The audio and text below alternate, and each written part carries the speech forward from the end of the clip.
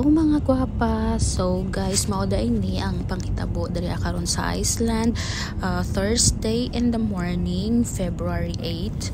So guys, nibuto na ang bulkang mayon exactly 6 a.m. kagay ng buntag lang jud siya.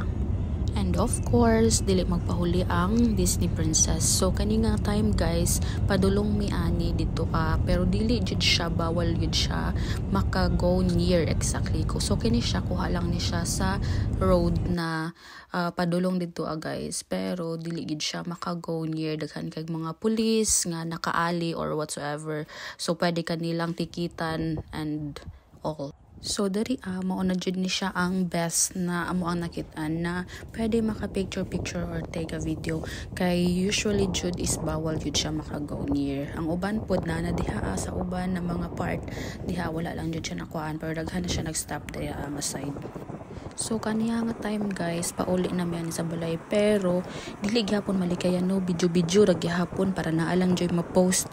Pero diri ara jud ko nakakita sa Iceland na kana bang nibuto na ang bulkan pero wala pa nang layas ang mga tao, gihimo pa hinung tourist spot. Pero dito apa ni sa mo ang lugar dito dapita sa Davao ba kay Inday Duterte, nang layas na ang tanan kay hadlok na. Pero diri gihimo orang tourist spot.